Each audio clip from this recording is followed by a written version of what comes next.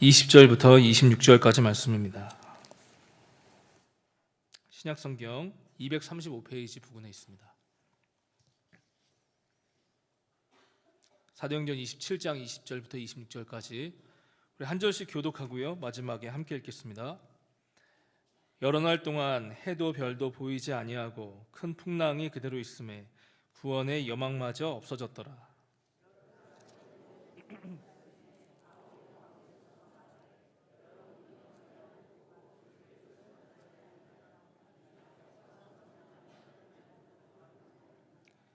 내가 너희를 권하노니 이제는 안심하라. 너희 중 아무도 생명에는 아무런 손상이 없겠고 오직 배뿐이니라.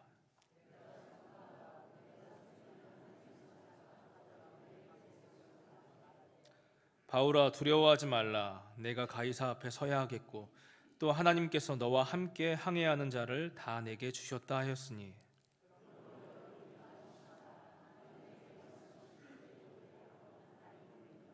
같이 읽겠습니다. 그런즉 우리가 반드시 한 섬에 걸리리라 하더라. 아멘. 네, 헌금을 위한 봉헌기도 우리 정천웅 선교사님께서 해주시고 하나님의 말씀 증거하실 때 많은 은혜 받으시기 바랍니다.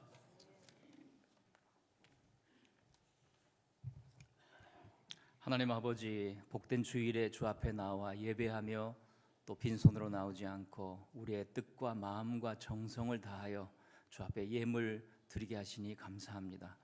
소득의 11조와 선교헌금과 감사헌금과 각종 이름을 붙여 주님 사랑을 고백하는 아름다운 예물 위에 축복하시고 30배, 60배, 100배 열매를 맺어갈 수 있도록 마음껏 흠양하여 주옵소서.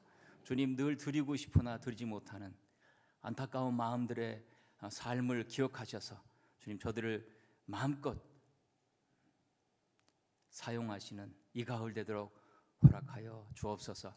오늘도 말씀 주시는 주님 앞에 우리가 귀를 열고 나아갈 때 하나님, 잘 박힌 못과 같이 생명의 말씀 되도록 인도하여 주옵소서. 예수님의 이름으로 기도하옵나이다. 아멘.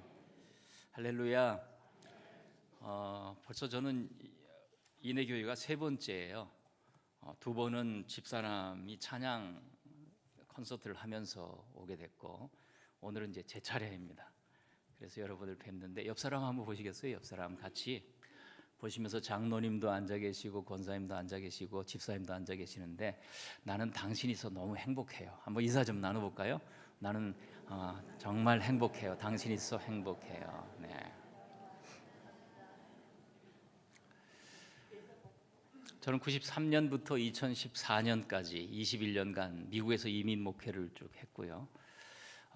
그러다가 집사람이 간증 여러분 들으신 것처럼 각막 이식을 하게 되면서 이제 한국으로 나오게 됐는데 주께서 나를 이렇게 끌어당기시는구나 하는 그런 일들을 겪으면서 제가 늘 저는 어려움이 생길 때 이렇게 기도합니다. 주님, 제가 그 다음엔 뭘 드릴까요?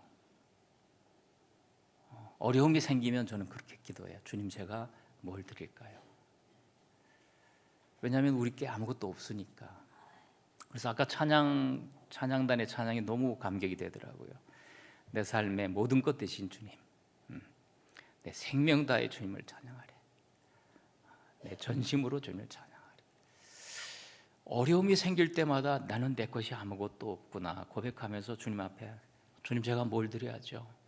그럴 때 어릴 적에 옛적에 드렸던 그 소원이 생각났어요. 나는 말씀을 전하면서 온천하의 복음 전도자로 삶을 살고 내 아내 될 사람은 찬양하는 사람이면 좋겠다. 그래서 말씀으로 찬양으로 복음 전도자의 삶을 다니는 그 꿈을 살아야지 하고 이제 순회 선교사의 삶을 살게 됐는데, 이민 목회를 하면서 신학교에서 구약을 강의를 했거든요. 그럴 때 이웃 나라에서 2명의 유학생들이 유학을 와가지고 저한테 지혜서를 배웠어요. 전도서, 아가서를 배우면서 저들이 돌아가면서 선생님 꼭 이것은 와서 저희들에게 가르쳐 주십시오. 그런데 이들이 이웃 나라로 돌아가가지고 소수민족 신학교를 세웠어요. 그래서 그때부터 지금까지 제가 소수민족 제자의 제자들을 성경을 가르치고 목양을 가르치는 일을 지금까지 해오고 있는데 14년부터 본격적으로 이 일을 하게 됐습니다. 여러분이 전도 집회하는 저 10월 달에도 저들 한 15명 정도를 태국으로 불러서 또 2주간을 만나게 됩니다.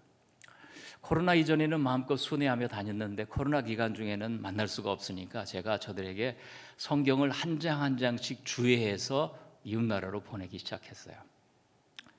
그것이 지난 4월까지 신약 성경 270장을 다 마무리하게 됐고, 이번에 가면 이제 USB에 담아서 성경 신약 성경 전체를 저들에게 나눠줄 겁니다. 저들의 언어로 번역된 저것은 저들은 참고할 만한 책이 없으니까 그걸 가지고 설교를 하고 그걸로 묵상을 하고 이러는 것이죠. 이것이 잘 진행될 수 있도록 또 여러분 기도해 주시면 고맙겠고요.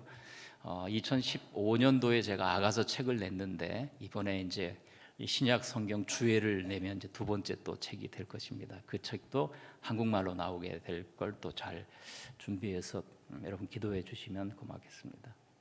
사실 아이러니한 건 우리는 이렇게 예배 드리잖아요. 마음껏 눈물을 흘리고 감격하며 예배 드리잖아요.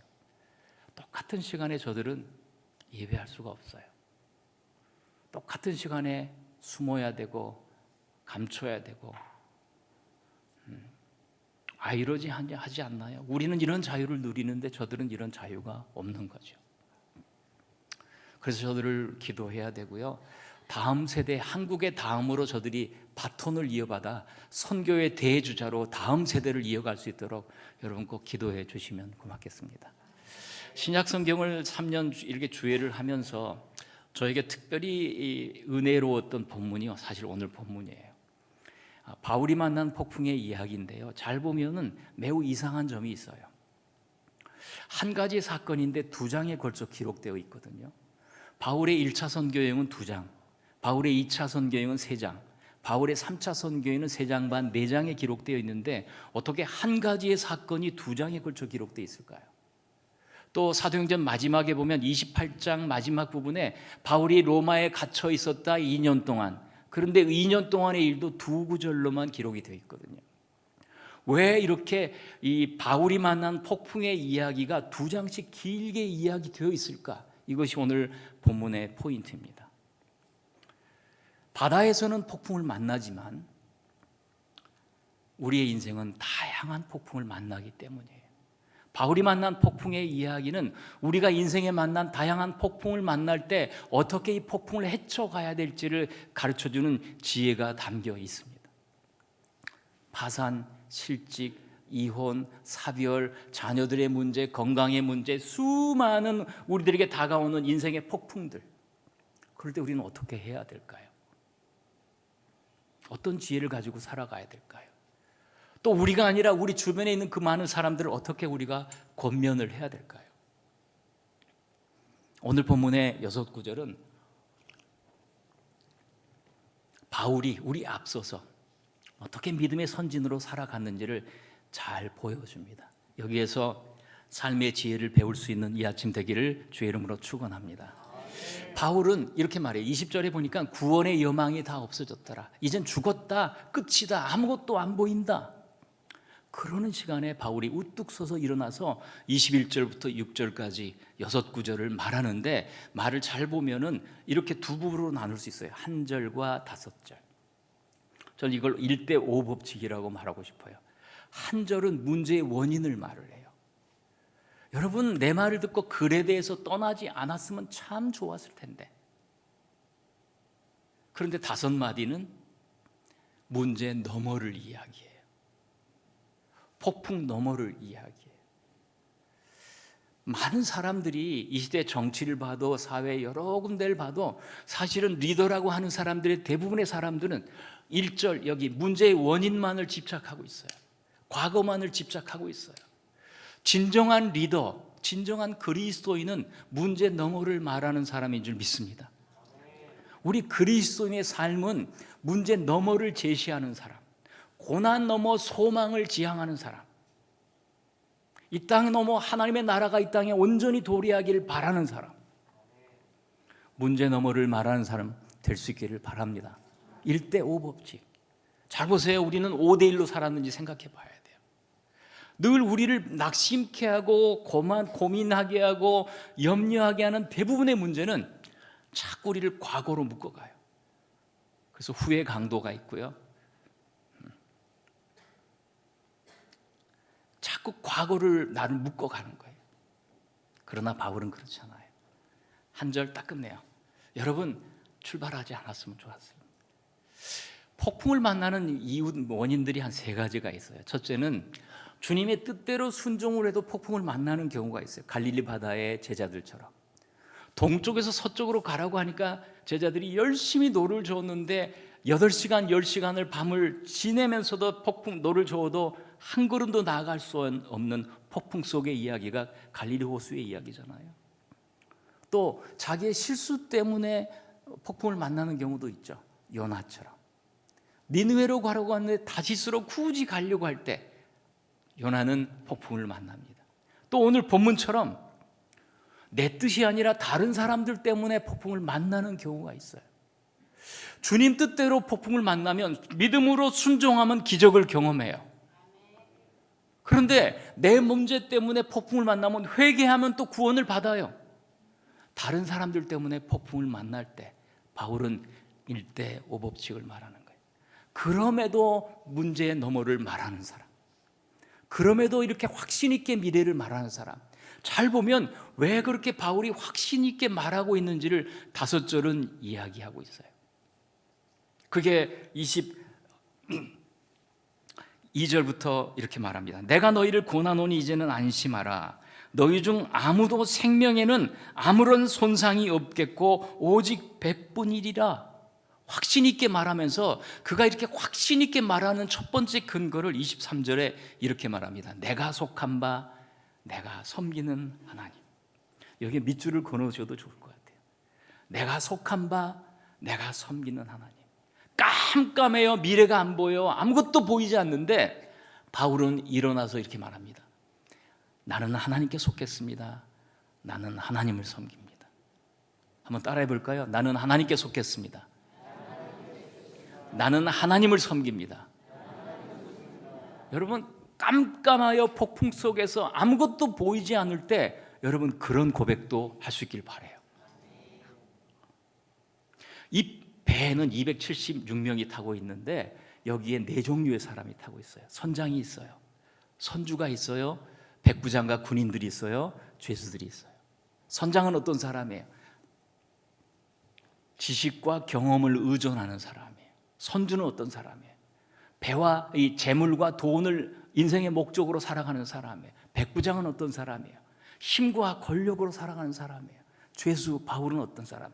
복음이 전부인 것처럼 살아가는 사람. 깜깜해서 그가 내가 속한 바 내가 섬기는 하나님을 말하고 있는 이 죄수 바울을 보세요. 그는 경험을 의지하지 않아요. 지식을 의지하지 않아요. 돈을 의지하지 않아요. 그는 하나님을 의지하고 있는 거예요. 여러분, 제가 26살 때 이 82년도에 뇌염이 걸렸어요. 서울대병원, 한양대병원, 적십자병원, 또 한 병원, 동아병원인가 그렇게 해서 여러 군데를 다니면서 여기 간호원이나 의사 선생님들 아시겠지만 척수의 검사를 하는 거예요. 이만한 주사로 3번을 했는데 가망이 없다 그랬어요. 의식이 없고 일주일째 쓰러져 있는 저를 제 경희대 의사 친구를 우리 부모님이 불러가지고 얘 한양대 의사들은 무슨 얘기를 하는가 들어봐라. 가서 들어봤더니 이 친구가 나타나질 않는 거예요. 난간에서 이 의사가 울고 있는 거예요. 내 친구는 죽었구나. 깜깜하여 아무것도 할 수 없을 때 여러분 지식이 도움이 되든가요? 재물이 도움이 되든가요? 아니에요. 힘과 권력이 도움이 되든가요? 여러분 깜깜할수록 하나님을 보게 되는 줄 믿어요. 조금 배고프면 먹을 걸 찾지만 진짜 굶주리면요 하나님을 찾게 돼 있는 거예요. 인생의 밑바닥에 가서 보면 살 여망이 없다고 하는 그 순간에 비로소 하나님을 찾게 되는 거예요. 여러분 이 4종류의 사람 가운데 이 고백을 잘 들어보세요. 그는 1차 선교, 2차 선교, 3차 선교 경험을 말하지 않아요. 나는 하나님께 속했어요. 나는 하나님을 섬기는 사람이에요. 제가 뇌염에 걸려가지고 이렇게 안면 감각을 잃어버리고 전신의 감각을 잃어버리고 다시 기적처럼 회복이 됐을 때 몇 년 전에 그 의사를 만났거든요. 전도하려고. 기적이에요 말하더라고요. 그런 시간을 통하면서 모태 신앙인이었던 내가 이 폭풍을 만나면서 점검을 하게 되는 거예요. 대학부 때, 청년부 때 얼마나 헌신을 했겠어요. 부흥회 때는 교회에서 잤겠죠. 그렇게 많은 헌신을 하면서 하나님이 살아계신다는 것에 대해서는 의심이 없었는데 폭풍이 오니까 한 가지 의심이 드는 거예요. 하나님은 나를 사랑하시는가?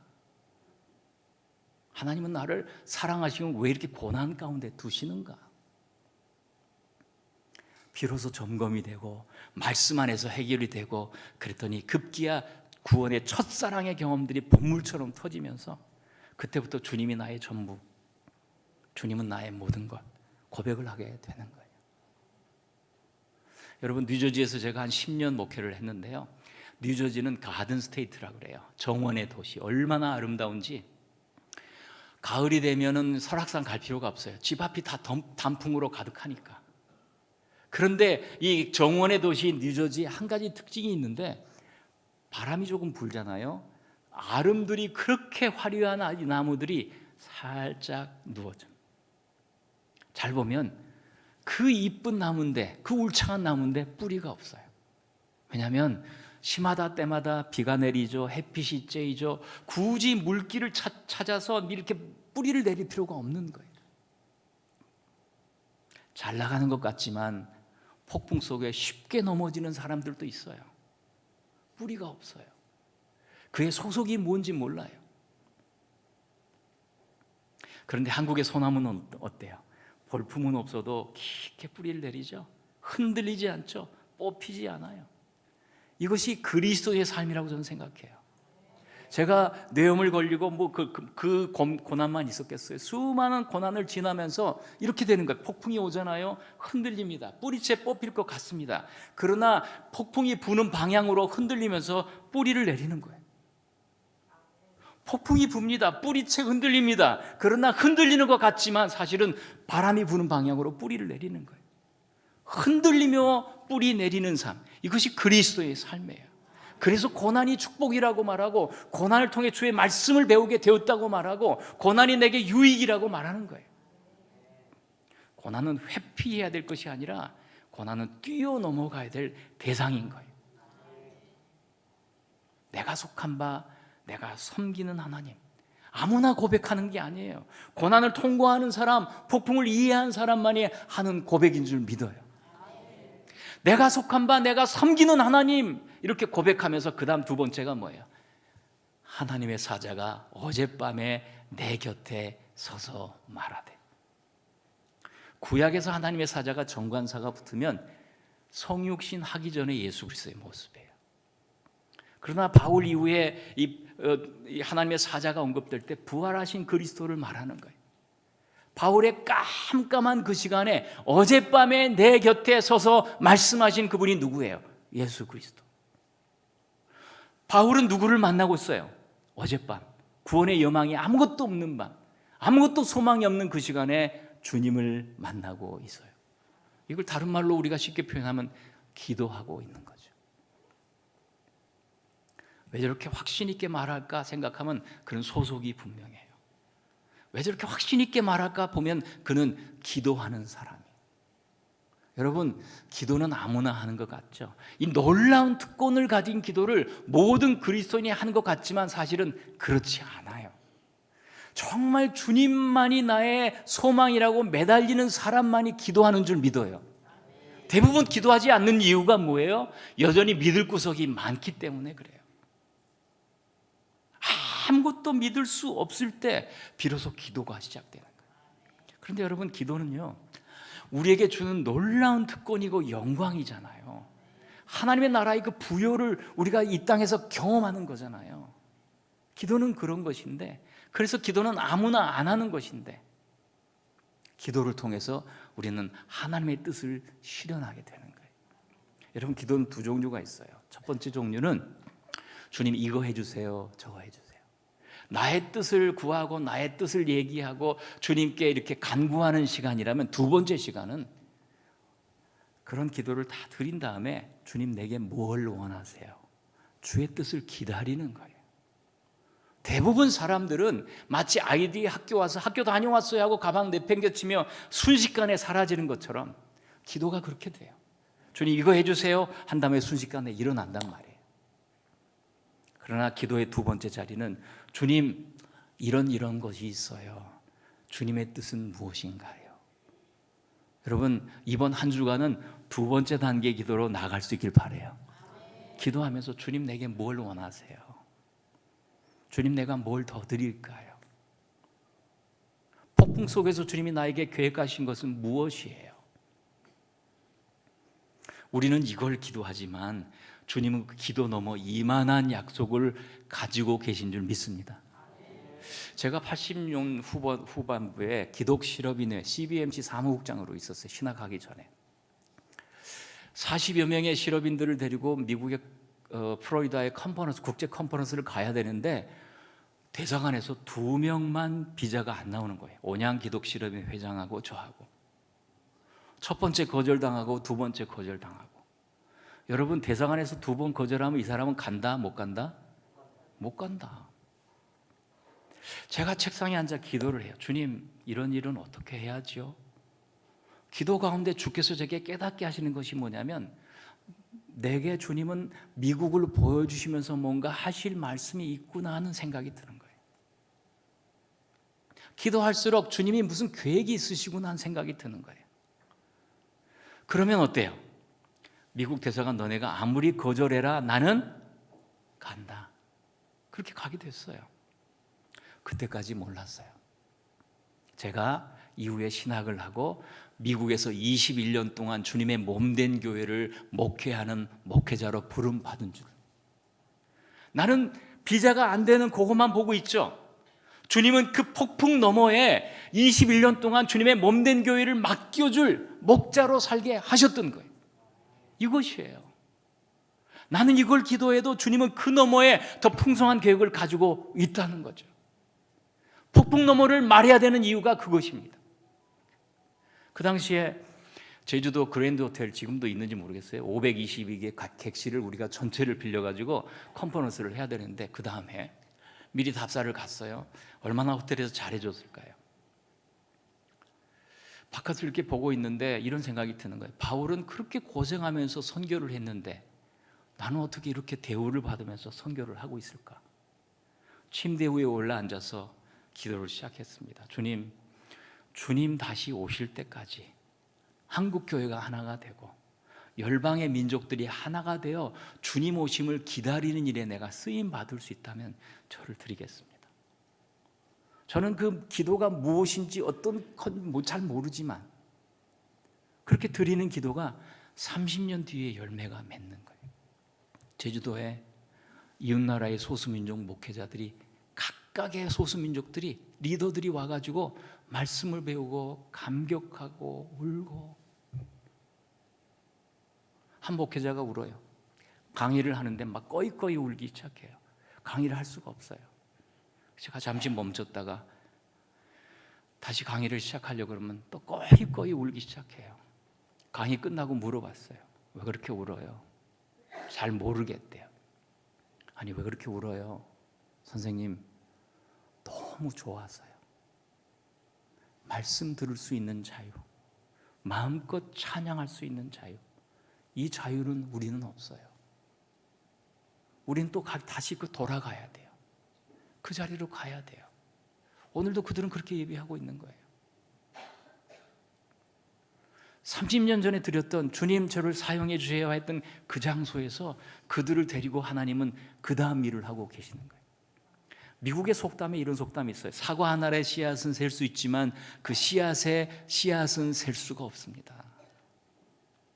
폭풍 속에서 만나 주 앞에 드리는 기도 너머에 하나님의 놀라운 계획이 담겨 있는 줄 믿습니다. 여러분, 그래서 우리가 기도하는 거예요. 하나님 나라의 백성으로 주님께서 피로 값주고 사신 하나님의 자녀들로 주님 마음껏 기도할 수 있는 특권을 누리게 되는 거예요. 그렇게 기도하는 거예요. 주님, 제게 뭘 원하세요? 주님의 뜻은 무엇인가요?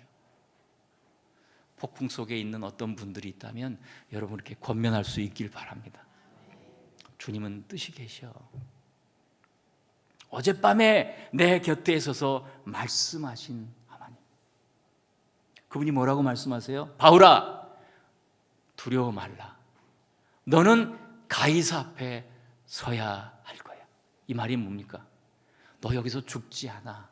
너 눈에 보기에는 구원의 여망이 없지, 아무것도 안 보이지. 그러나 이것은 끝이 아니야. 바울이 확신 있게 미래를 말할 수 있는 세 가지 이유는 이것입니다. 나는 하나님께 속했어요. 나는 놀라운 기도의 특권을 가지고 주님과 깜깜한 밤에도 교제를 해요. 그리고 기도하며 누리는 그 결과 주님께 확인되는 것은 나는 소명이 있는 사람이야.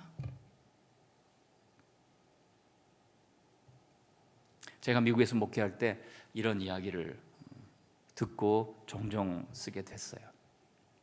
한 미국 회사의 아주 큰 회사의 이 기술자로 아주 자랑하고 다니는, 그래서 많은 비행기를 타고 다니면서 늘 비행기를 탈 때마다 옆 사람한테 나는 어느 회사에 다니는데요, 이렇게 다닙니다. 선생님은 무슨 일을 하세요? 늘 자기를 자랑하고 싶은 그 사람이 그날도 비행기를 탔어요.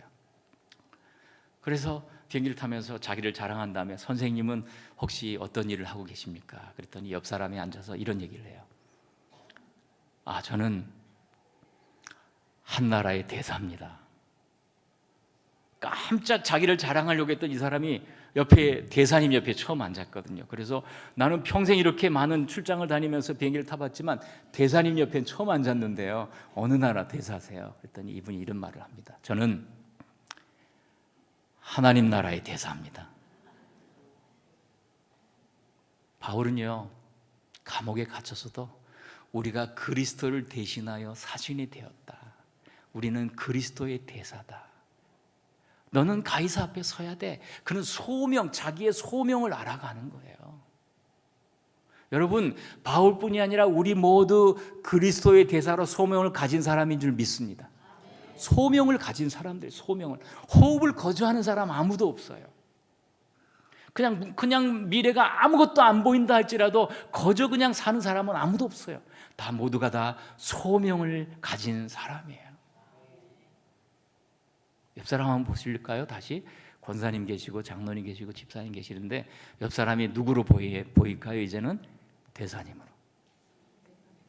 이렇게 한번 인사해 봅시다. 대사님 만나서 반갑습니다. 한번 인사 좀 해봐요. 대사님 만나서 반갑습니다. 조금 쑥스러우시죠? 그럼 이번엔 이렇게 인사하면 좋겠어요. 대사님 그동안 몰라봬서 죄송합니다. 자, 인사 다시 한번 해봐요. 대사님 그동안 몰라봬서 죄송합니다. 여러분, 이내교회가 대사님으로 가득 찬 교회 되기 바랍니다. 소명으로 가득 찬 교회. 세상에 너무 그냥 그 가치들로 막 찌들려 사는 많은 교회들 말고 여러분은 당당하게 죄수의 신분이라 할지라도 나는 소명을 가진 사람이야. 바울처럼 나는 소명을 가진 사람이야. 나는 그리스도의 대사야. 라고 이렇게 당당하게 사는 한 주간 되기 바라요. 잘 보세요. 우리는 너무 이 세상적인 눈으로 살아가고 있어요. 그러나 눈꺼풀을 벗겨보면 옆 사람이 대사님이에요. 이런 인사가 많았으면 좋겠어요. 앞으로 주일마다 대사님 한 주간 잘 지내셨어요. 대사님 그동안 몰라வே 죄송해요. 대사님 잘 지내셨어요. 당당함. 여러분, 그 당당함이 여러분이 이길 바랍니다. 우리는 다 소명을 가진 사람이에요.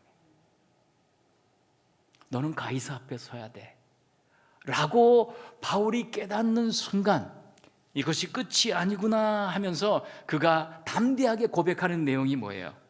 그러므로 여러분이 안심하라. 나는 내게 말씀하신 그대로 되리라고 하나님을 믿노라. 그런즉 우리가 반드시 한 섬에 걸릴 것이다. 굉장히 강조되어 있거든요. 이 반드시라는 것이. 깜깜한 시간에 미래를 말해요. 깜깜한 시간에 구원을 말해요. 반드시 섬에 걸릴 거야. 나는 그 하나님을 믿어. 여기가 두 번째 중요한 포인트예요. 바울이 폭풍이 인도하는 작은 섬의 이야기가 오늘 본문의 두 번째 이야기입니다. 다름 아니라 바울은 로마를 복음하기 위해서 자기 인생을 들였던 사람이에요. 로마 다음에 스페인까지 자기는 가려고 계획하고 있는 사람이에요. 그런데 폭풍 속에서 바울에게 이 작은 섬 멜리데, 제주도의 한 6분의 1 정도 되는 작은 섬으로 인도하고 있는 하나님의 마음은 이것입니다. 바울아, 넌 큰 꿈을 꾸고 살길 바라지. 세계 선교와 복음화를 꿈꾸지. 그런데 그 출발은 여기서부터야. 한 영혼부터야. 작은 한 사람부터야. 내가 잃어버린 이 드라크마 가지고 기뻐하는 것처럼, 잃어버린 양 한 마리 가지고 기뻐하는 것처럼, 회개한 한 사람, 주 앞으로 돌아온 그 사람 때문에 내가 그렇게 기뻐하는 것처럼, 너가 로마를 꿈꾼다 할지라도 너는 작은 영혼 한 사람을 마음에 품고 살아야 돼. 여러분이 작은 거에 대한 것으로 우리가 적용할 필요가 있어요. 우린 주의를 한다고 생각하면서 살아가지만 주님이 나를 정말 마음껏 사용하시기 위해서 작은 거에서부터 성실함이 필요해요. 작은 거에서부터 정결함과 거룩함이 필요해요.